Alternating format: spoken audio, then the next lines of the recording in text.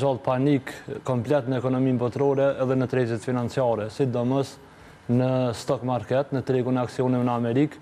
E normalisht kur ndikohet tregu i aksioneve dhe ekonomia botërore, me njëherë pasojnë edhe kriptovalutat.